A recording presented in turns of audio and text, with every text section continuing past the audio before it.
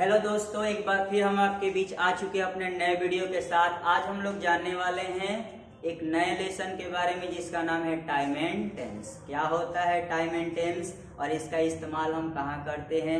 यह एक ऐसा लेसन है जो आपका एकेडमिक क्लास से लेकर कॉम्पिटिटिव क्लास दोनों में ही बेनिफिशियल माना जाता है। तो चलिए देखते हैं।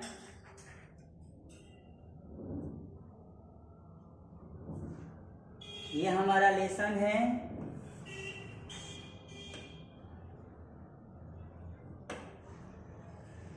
Time and tense. सबसे पहले हमें जानना है टाइम क्या होता है, तब हम लोग समझेंगे टेंस क्या होता है। दोनों के बीच रिलेशन क्या है ये भी हम लोग जानेंगे इस लेसन के माध्यम से।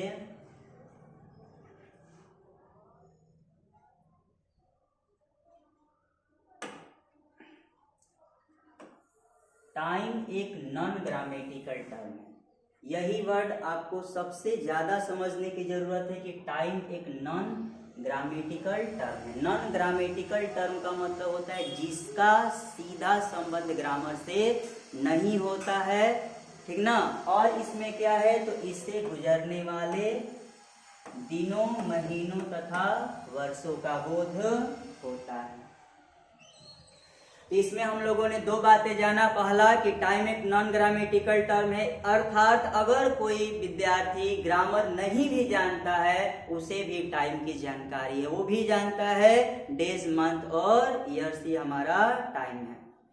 इसके आगे क्या है, विश्व, पूरे विश्व में इसे 3 वर्गों में बांटा गया है। कितने वर्गों में बांटा गया है? 3 वर्गों में बांटा गया है। पास्ट, प्रेजेंट और फ्यूचर। पूरे विश्व में टाइम को 3 भागों में बांटा गया है, पास्ट, प्रेजेंट और फ्यूचर। हम कहने का मतलब यही है कि अगर आप जो पढ़ा लिखा नहीं है उससे भी पूछिएगा कि समय कितना होता है, तो वो भी बताएगा कि भूतकाल, वर्तमान काल और भविष्य काल। लेकिन अगर हम इसके विपरीत कंडीशन के बारे में जानते हैं जिसका नाम है टेंस, तो टेंस जानने के लिए जानकारी आपको ग्रामर की होनी अत्यंत जरूरी है। अब आते हैं हम लोग दूसरा पॉइंट पे, जो बच्चों का सबसे फेवरेट सब्जेक्ट होता है टेंस। कभी भी इंग्लिश आप पढ़ने किसी भी टीचर के पास जाते हैं तो सबसे उसका फेवरेट लेसन टेंस ही होता है और वहीं से बच्चों को बताने की कोशिश करता है। तो अब हम लोग जानने वाले हैं कि टेंस क्या होता है और इसका रिलेशन टाइम के साथ कैसे है। तो टेंस एक ग्रामेटिकल टर्म है। पहले ही पॉइंट में आप देख रहे हैं ग्रामेटिकल टर्म, यानी इसका सीधा संबंध ग्रामर से है। अगर हमें टेंस की अच्छी जानकारी लेनी है तो हमारे पास ग्रामर का अच्छा जानकारी होना अत्यंत आवश्यक है।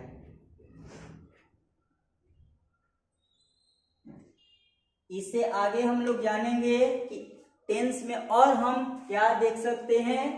तो इसका सीधा संबंध वर्ब से होता है।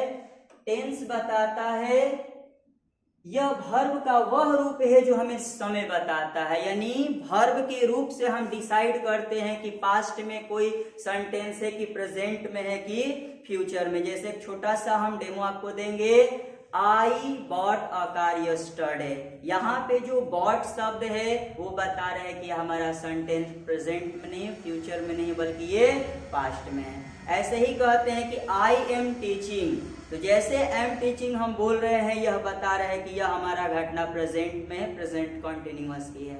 और जैसे ही आपसे कोई बोलेगा कि मुझे एक कार खरीदनी है, या मैं कार खरीदने वाला हूं, या मैं कार खरीदूंगा, यह तीनों सेंटेंस ठीक ना फ्यूचर में जा रहा है। अब इसमें कंफ्यूजन है कि यह टेंस प्रेजेंट है कि पास्ट है कि फ्यूचर है। ये सारी बातें हम लोग टाइम एंड टेंस में सीखेंगे। तो दूसरा पॉइंट ध्यान दीजिएगा कि वर्ब का वह रूप है जो हमें समय बताता है, समय को डिनोट करता है कि समय हमारा पास्ट में है, कि समय हमारा प्रेजेंट में है, कि समय हमारा फ्यूचर में है। एक पॉइंट इसमें और हम लोग जानेंगे कि इससे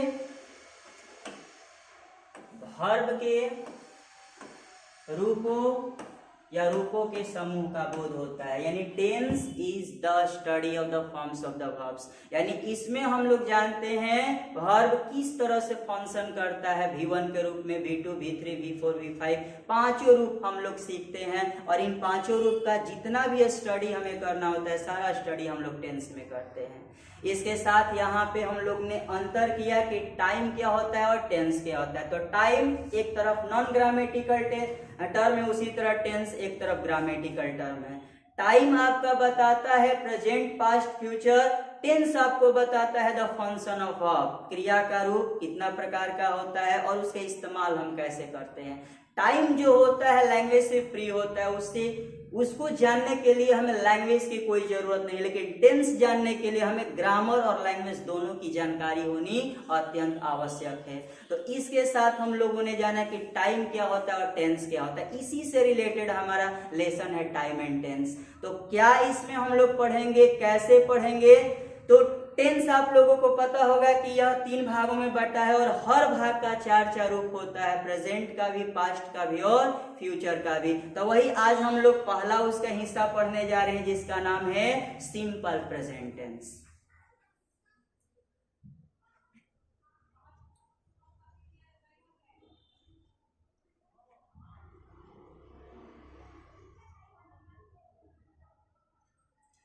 तो अब हम लोग आगे देखेंगे कि सिंपल प्रेजेंट टेंस में स्ट्रक्चर क्या होता है। तो इसमें 2 प्रकार का स्ट्रक्चर देखने को मिलता है। सबसे पहला जो हमारा स्ट्रक्चर होता है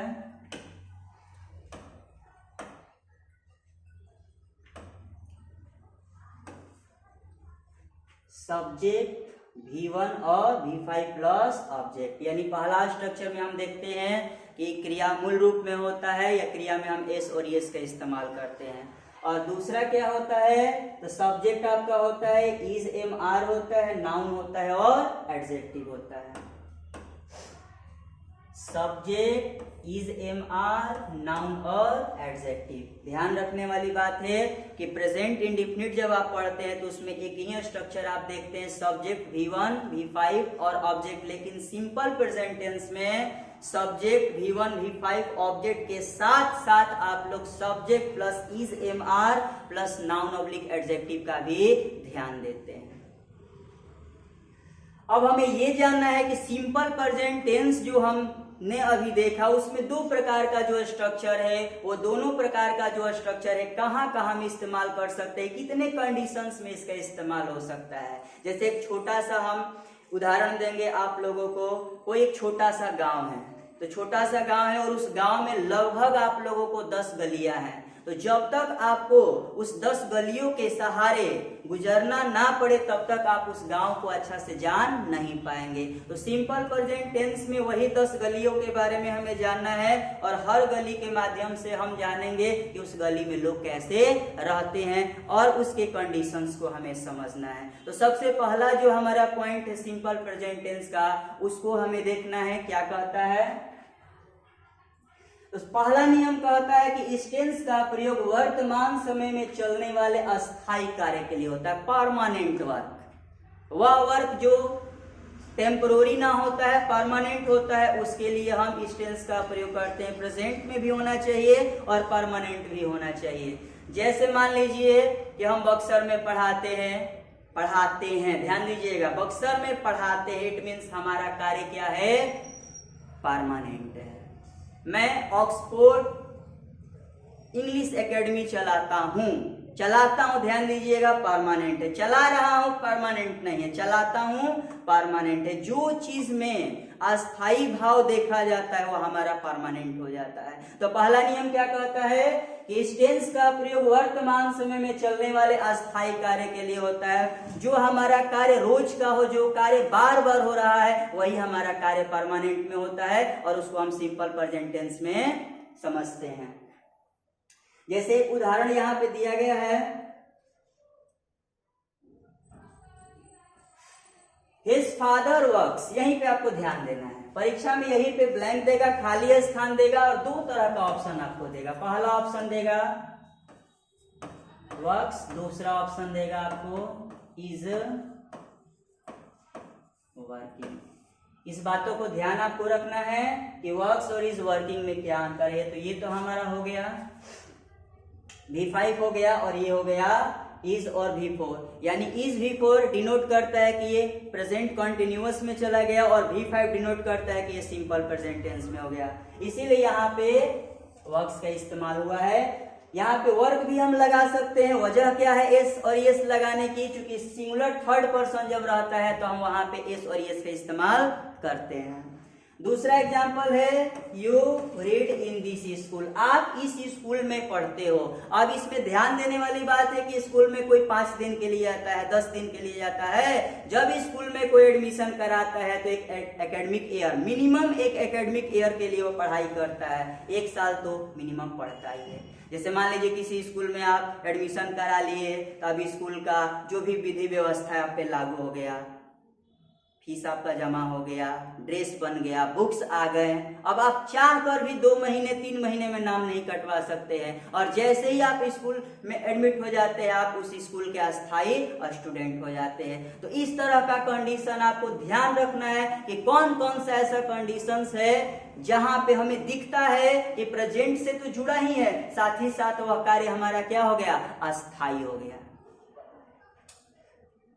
तो पहला नियम में हम लोग बस इतना ही जान पाए कि इसका इस्तेमाल हम प्रेजेंट के परमानेंट वर्क के लिए करते हैं। इसके सहारे हमने आप लोग को एक गली के बारे में बताया, और उसमें हम लोगों ने यही जाना इस गली में जितने भी लोग रहने वाले हैं सभी के सब क्या है, तो सभी के सब यहाँ पे परमानेंट निवासी है।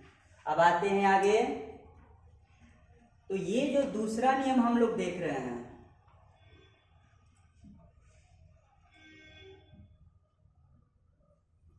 ये दूसरा नियम परीक्षा में बहुत बार पूछ चुका है, और इससे रिलेटेड अनेकों प्रकार के एग्जाम्पल्स आपको 12 के बोर्ड्स में मिलते हैं। अब इसमें हमें क्या जानना है कि इसमें बस एक वर्ड आपको समझना है, जिस वर्ड का नाम है यूनिवर्सल ट्रूथ, सर्वव्यापी सत्य। वह बात जिसे हम, आप और संसार के सभी लोग मानते हैं, वह सिद्धांत जिसको फिजिक्स का टीचर, केमिस्ट्री हो या बायोलॉजी हो या इंग्लिश हो, सभी टीचर उस बात को मानते हैं। वैसी बात हमारा कहलाता है यूनिवर्सल ट्रूथ, जिसको कोई गलत ठहरा ही नहीं सकता है। जैसे बहुत सारा कंफ्यूजन आता है बच्चों के मन में कि पृथ्वी घूम रही है और पृथ्वी घूमती है। पूछते हैं सर पृथ्वी घूम रही है कि पृथ्वी घूमती है?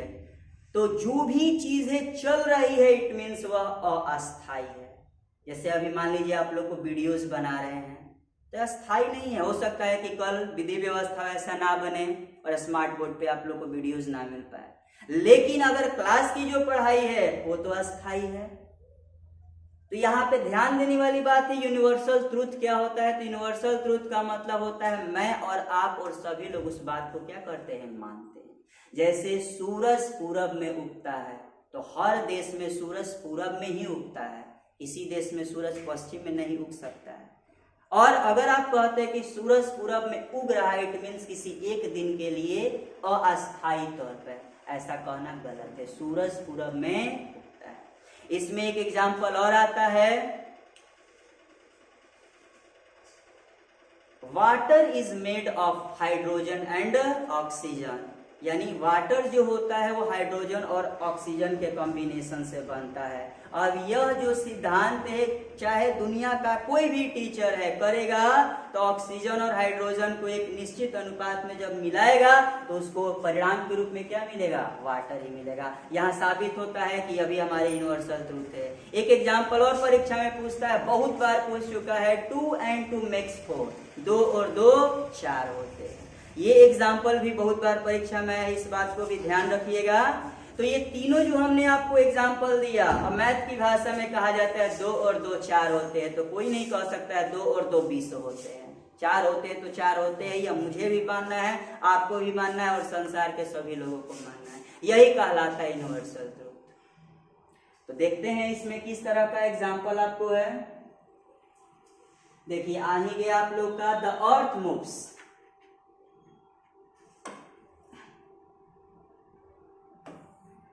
यहाँ पे जो मूव्स आपका है V5, वर्ब का पांचवा रूप है, क्योंकि इसमें क्या लगा हुआ है, एस और एस लगा हुआ है।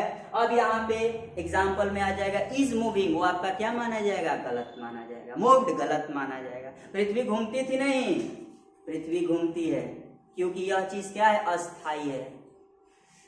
दूसरा एग्जाम्पल, ये भी आप लोग को थोड़ी देर पहले बताया, rises, the sun rises in the east and sets in the west, सूरज पूरब में उगता है और पश्चिम में डूबता है। दुनिया का, ठीक ना, कोई भी व्यक्ति इस बात को गलत नहीं ठहरा सकता है, ये यूनिवर्सल ट्रूथ है, हम आप और संसार के सभी लोग इस बात को मानते हैं।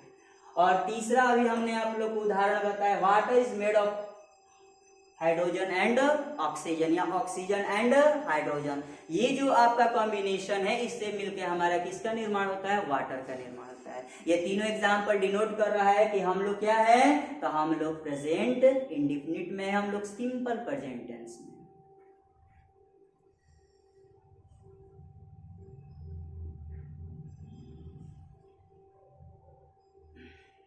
ये जो नियम आप लोग तीसरा देख रहे हैं, ये भी नियम परीक्षा में कई बार पूछ चुका है। इसमें कह रहा है आदत, आदत मतलब हैबिट, नेचर, स्वभाव, वह बात जो ना चाहते हुए हम लोग करने लगते हैं। जैसे अगर मेरा नाम टीचर पड़ गया है, तो जहां जाएंगे वहां पे हमारा हाव भाव से क्या दिखेगा, टीचर का गुण दिखेगा, और लोग कहेंगे कि इनकी आदत क्या है, पढ़ाना। आप लोग वीडियोस देख रहे हैं, आप लोग स्टूडेंट हैं, तो आपके भी हाव भाव से लग जाएगा कि आप स्टूडेंट हैं। तो आदत जो होता है किसी व्यक्ति के अंदर 1 2 दिन 10 दिन में नहीं आता है, कोई काम बार बार करते करते वह हमारे हैबिट में क्या होता है, जुड़ जाता है। जैसे मान लीजिए कोई व्यक्ति डायबिटीज का पेशेंट है, तो वो जैसे ही चाय का डिमांड होगा, थोड़ा सा हिंट जरूर करेगा, देखिए हमारे लिए चाय बनाइएगा, लेकिन उस चाय में चीनी मत डालिएगा, क्योंकि उसका आदत पड़ चुका है कैसा चाय पीने का, उसका आदत पड़ चुका है बिना चीनी का चाय पीने का। तो कहा भी जाता है कि nature and signature can not be change, आदत जो होता है और जो साइन होता है वो बदल नहीं सकता है। तो याद रखिएगा कि हैबिट वाला जो सेंटेंस हमारा होता है, ये हैबिट वाला सेंटेंस हमारा सिंपल प्रेजेंट टेंस में होता है। देखिए, देखते हैं, Madhu gets up in the morning, Madhu सुबह में जगती है। अब ऐसे कोई कहे कि मधु सुबह में जग रही है, तो किसी एक दिन के लिए, और मधु सुबह में जगती, इसका मतलब क्या है कि उसकी आदत पड़ चुका है कब जगने की, उसकी आदत पड़ चुका है सुबह में जगने की। यहाँ पे गेटिंग अप गलत है, गेट्स अप आपका सही है। Rahul goes to bed at 9:30 PM, तो जैसे ही 9:30 होता है, राहुल को हल्की हल्की नींद आने लगती है और वह किधर जाने लगता है, बेड की तरफ जाने लगता है, और जैसे ही बेड पे पड़ता है उसे नींद आ जाती है। आदत, आदत जल्दी छूटता नहीं है।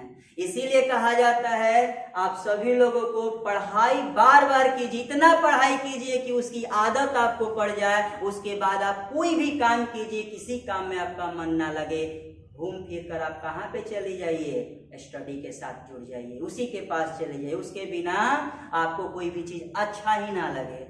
एक अच्छा स्टूडेंट का सबसे अच्छा क्वालिटी यही होता है कि जहाँ स्टडी होता है वहाँ वो फुल इंटरेस्टेड होता है, और जहाँ स्टडी ना होता है वहाँ उसका मन लगना कम हो जाता है, धीरे धीरे वहाँ से दूरी बना लेता है। तो इसके साथ एक और एग्जाम्पल देखिए, शी टेक्स टी डेली, वह चाय रोज पीती है, प्रतिदिन पीती है।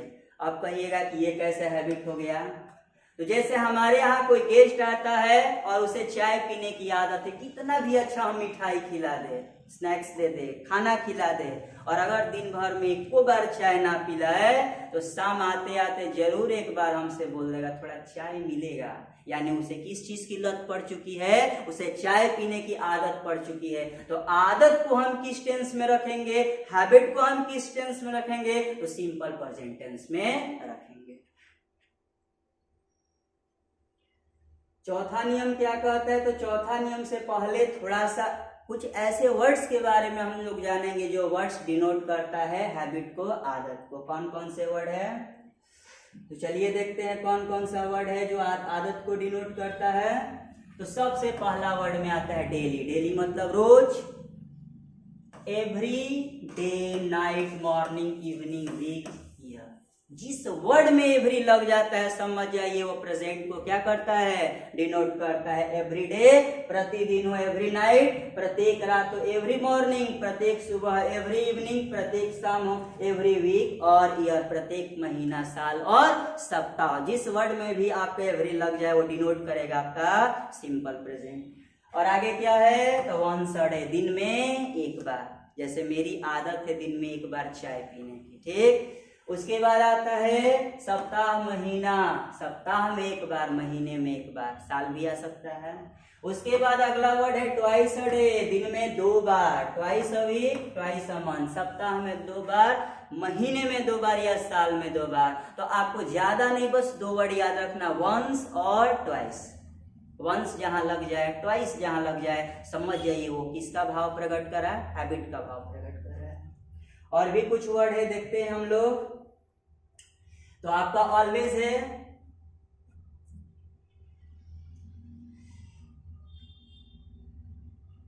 ऑलवेज है।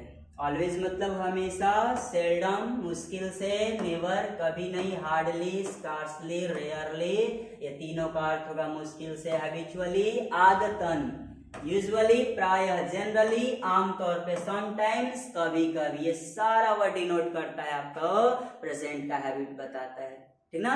तो जब भी हमारा प्रेजेंट का हैबिट को सेंटेंस में देखते ही देखते खोजना है, 3 शब्दों को देख लेना है। अगर मिल गया तो समझ जाइए कि हमारा सिंपल प्रेजेंट टेंस। और सिंपल प्रेजेंट टेंस में 2 बार या तो V1 का इस्तेमाल करना है या तो V5 का इस्तेमाल करना है।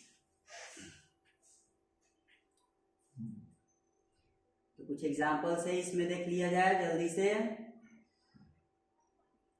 देखिए, गोज लगा हुआ है किसकी वजह से, डेली की वजह से।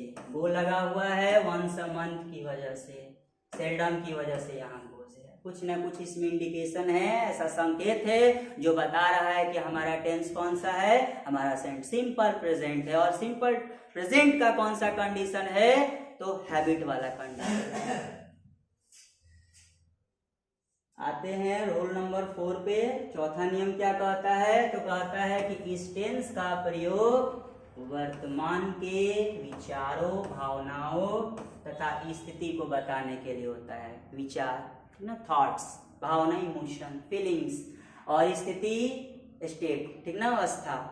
तो वर्तमान में ये तीनों आता है, जैसे विचार, थॉट्स। जैसे मैंने कहा कि बक्सर एक बहुत खूबसूरत शहर है, तो यहाँ पे मैंने अपना थॉट्स को आपके सामने रखा, विचार रखा। अब ऐसे नहीं कह सकता हूँ कि बक्सर एक बहुत खूबसूरत शहर था, गलत हो जाएगा, ठीक ना। दूसरा जो आपका भावना, emotion, I believe in God, मैं भगवान में विश्वास करता हूँ।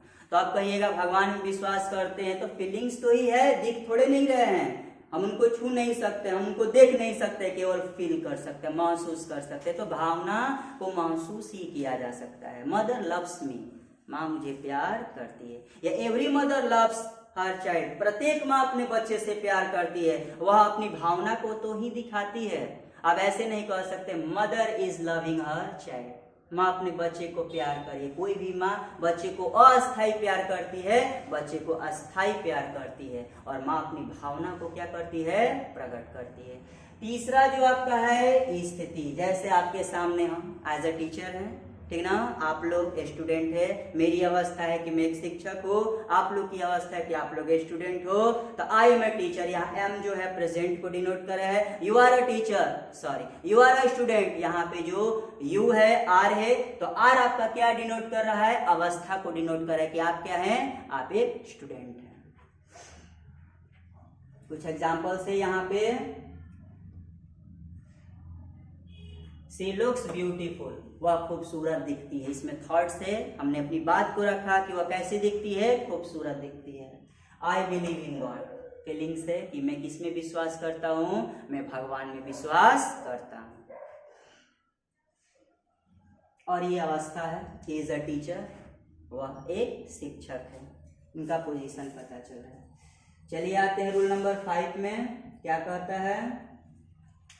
तो रूल नंबर 5 कहता है कि इस टेंस का प्रयोग भविष्य के किसी निश्चित योजना के लिए होता है। निश्चित मतलब फिक्स्ड, योजना मतलब प्लान। हमेशा यह जो नियम है बच्चों को कंफ्यूज करता है, क्योंकि बचपन से ही बच्चे टेंस पढ़ते हैं तो टीचर के माध्यम से या खुद भी पढ़ते हैं कि गागेगी, क्रिया के अंत में गागेगी, जैसे ही देख लो फ्यूचर के पास चले जाओ, लेकिन ये गलत है। गागेगी डिसाइड नहीं कर सकता है कि सेंटेंस हमारा फ्यूचर में है। फ्यूचर कैसे डिसाइड होगा? कोई भी घटना जो अनफिक्स है, जो फिक्स नहीं है, वो फ्यूचर है। लेकिन जो भविष्य की घटना भी वर्तमान में जो फिक्स हो जाए उसको हम फ्यूचर नहीं कह सकते, उसको हम प्रेजेंट कहेंगे। कैसे? तो मान लीजिए कि बक्सर में, ठीक ना, कल मुख्यमंत्री आएंगे, तो बच्चे कहेंगे कि सर बक्सर में आएंगे तो फ्यूचर है ना, आएंगे, गागेगी, हम लोग पढ़े हैं, गागेगी लगा दीजिए वर्ब में, वो क्या हो जाएगा? फ्यूचर। लेकिन यहाँ पे आपको ध्यान देना है कि गागेगी जो शब्द है वो डिसाइड नहीं करेगा, बल्कि आपको डिसाइड करेगा कंडीशन कह क्या रहा है। मुख्यमंत्री या प्रधानमंत्री कल बक्सर में आएंगे तो व्यवस्था कल होगा कि आज होगा।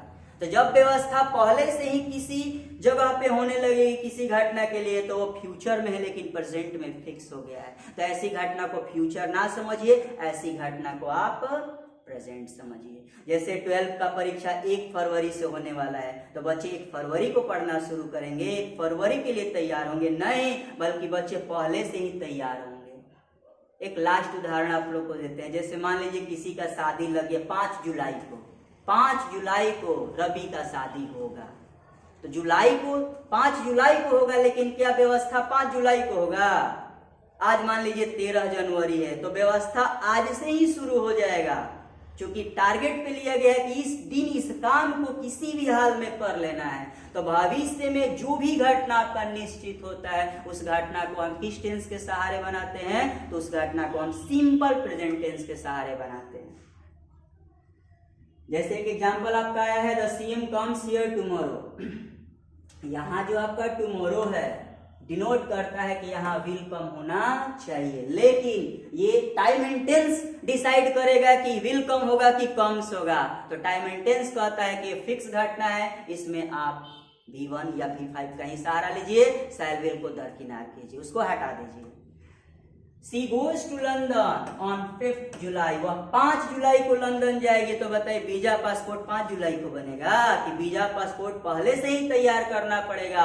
यानी उसकी घटना होगी फ्यूचर की, लेकिन प्रेजेंट में क्या है? फिक्स है। इसीलिए यहाँ पे हम विल गो का इस्तेमाल नहीं करेंगे, गलत हो जाएगा।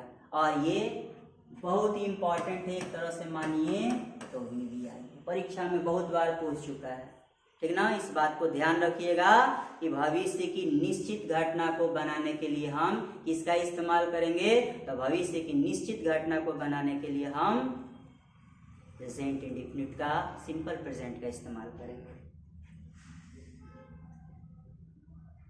एक और एग्जांपल है, कॉलेज रीओपन्स इन जुलाई, कॉलेज जुलाई में खुलेगा। यहां भी गा, खुलेगा, लेकिन रीओपन्स, पुनः खुलेगा, यानी कि हम लोग पहले से ही उसके लिए प्रिपेयर है, तैयार है कि खुले और हम लोग कहाँ पे जाए? कॉलेज जाए। छठा नियम क्या है? तो छठा नियम एक नया नियम है जो अक्सर हम लोग बुक्स में ही देखते हैं, आम बोलचाल की भाषा में बहुत कम ही देखा जाता है, ध्यान देता है। हियर और देयर, 2 वर्ड मेनली आप लोग एडवर्ब ऑफ टाइम में इसको देखते हैं, इंट्रोडक्टरी देयर के रूप में देखते हैं। हियर एक नया वर्ड आ गया। ये दोनों कहाँ पे रहेगा? तो सेंटेंस के स्टार्टिंग में रहेगा, शुरू में रहेगा। उसके बाद अंत किस चीज से होगा इस सेंटेंस का? तो इस सेंटेंस का अंत होगा एक्सक्लेमेटरी सेंटेंस के रूप में रहेगा, विस्मयादि बोधक चिन्ह से क्या होगा? अंत होगा। इसमें 2 बातें ध्यान देना, ज्यादा नहीं। स्टार्टिंग में आप देखिएगा हियर और देयर, और लास्ट में देखिएगा विस्मयादि बोधक, और आप डिसाइड कर लीजिएगा कि कौन सा टेंस में हमें जाना है। तो सिंपल प्रेजेंट टेंस में हमें जाना है। एग्जाम्पल से देखिए, अभी हमने ये बात आप लोगों को बोला था, हियर स्टार्टिंग में आया, अंत में विस्मयादि बोधक चिन्ह। देयर स्टार्टिंग में, अंत में विस्मयादि बोधक चिन्ह। ध्यान दीजिए, इसका अगर अर्थ निकालना होगा, हियर कम्स मोहन, यहाँ आता है मोहन। ऐसे मत बोलिएगा मोहन यहाँ आता है, सीधा सीधा होगा मोहन कम्स हियर। यहाँ पे आश्चर्य का भावना, विस्मय का भावना रखना है, चूंकि हमारा एक्सक्लेमेशन का चिन्ह है, ध्यान दीजिएगा। यहाँ आता है मोहन, वहां जाती है सीता, ठीक ना। इस बात को ध्यान रखना है। कहाँ कहाँ, तो हियर स्टार्टिंग में दिया रहे, देयर स्टार्टिंग में दिया रहे, और अंत में विस्मय आदि बोधक चिन्ह दिया रहे। यहाँ पे फिक्स है कि आप या तो वर्ब का पहला रूप या वर्ब का पांचवा रूप का इस्तेमाल कीजिएगा। 7 रूल्स क्या कहता है, ये भी नियम one of the best rule है आपका, ये सिंपल प्रेजेंट का बहुत ज्यादा ये भी कंफ्यूजन करता है। इसमें 2 तरह का बातें जानना है। प्रिंसिपल क्लॉज डिसाइड करेगा फ्यूचर टेंस, ठीक ना। सबऑर्डिनेट क्लॉज डिसाइड करेगा प्रेजेंट टेंस। यह कहता है कि फ्यूचर में 2 घटनाएं हो और एक से शर्त का तथा दूसरे से परिणाम का भाव हो। फ्यूचर में घटनाएं कितनी हो, 2, एक से शर्त का और एक से परिणाम का। तो जो हमारा घटना शर्त वाला होगा वो हमारा हो जाएगा सबऑर्डिनेट क्लॉज में, और जो हमारा परिणाम वाला होगा वो हो जाएगा हमारा प्रिंसिपल क्लॉज में। होता क्या है कि हिंदी निकलता है दोनों तरफ का, लेकिन जहां पे हम लोग